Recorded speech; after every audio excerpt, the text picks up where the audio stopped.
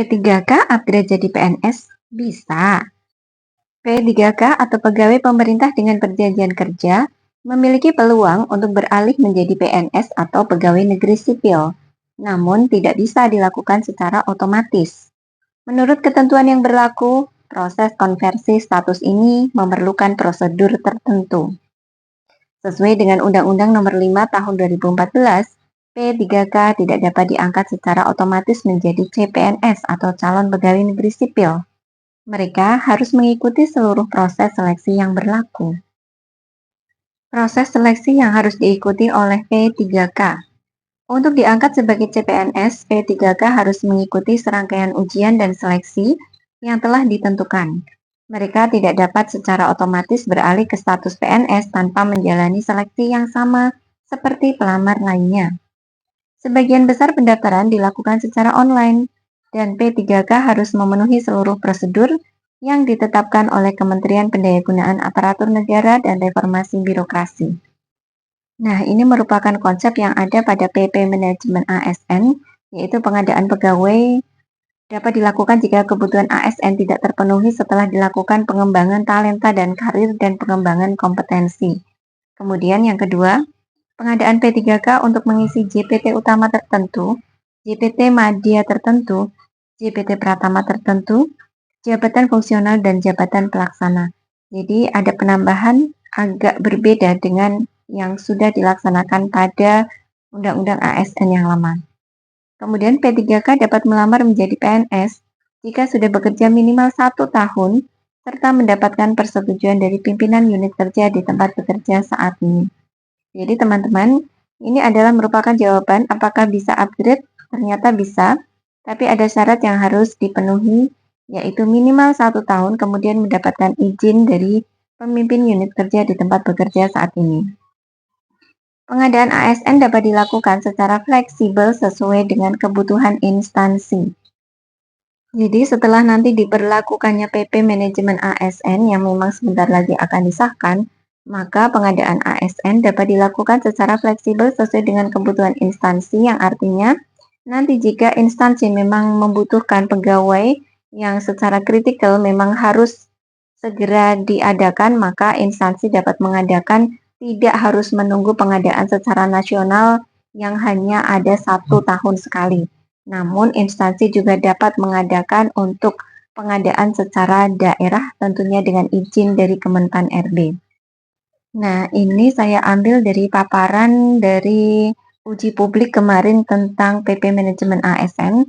Di sini memang sudah disebutkan bahwa untuk pengadaan CASN dari ruang lingkupnya adalah rekrutmen ASN dapat diselenggarakan secara fleksibel waktu dan fleksibel metode.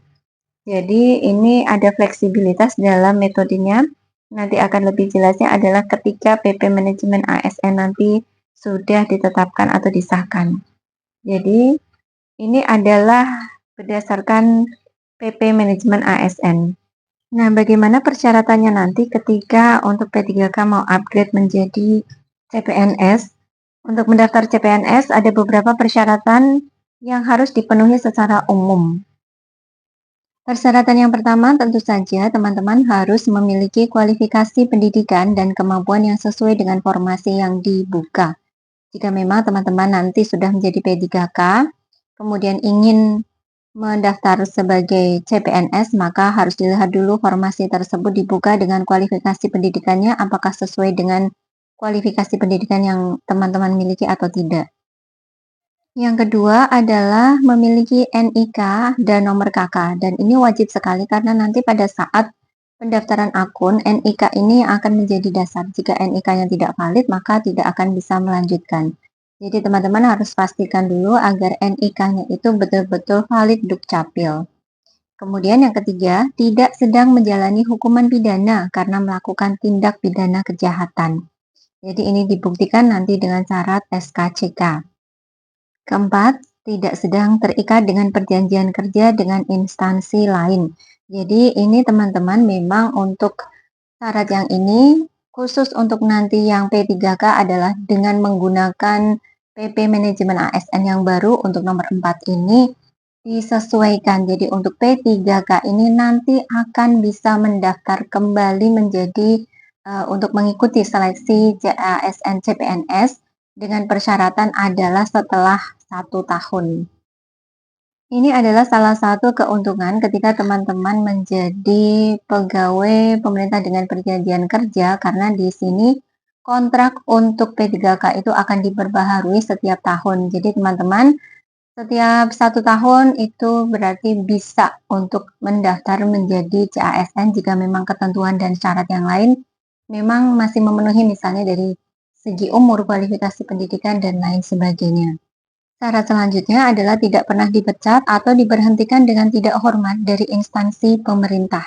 Ini merupakan bukti kinerja. Jika memang kinerjanya sudah tidak baik, maka meskipun ada kesempatan untuk mendaftar sebagai CASN CPNS, maka dia tidak bisa karena terganjal dengan adanya pemberhentian yang tidak hormat dari instansi pemerintah. Memiliki kemampuan fisik dan mental yang memadai juga merupakan salah satu syarat, makanya di sini nanti ada dibutuhkan untuk tes kesehatan fisik dan mental. Ketujuh, memiliki kemampuan bahasa asing yang sesuai dengan formasi yang dibuka. Jika memang formasinya yang dibutuhkan adalah formasi yang membutuhkan keahlian bahasa asing, maka hal ini diperlukan. Jadi ini kembali lagi dengan persyaratan di masing-masing formasi yang dibutuhkan. Dan yang kemudian ke-8, tidak pernah divonis hukuman atau dinyatakan tidak memenuhi syarat oleh panitia seleksi CPNS.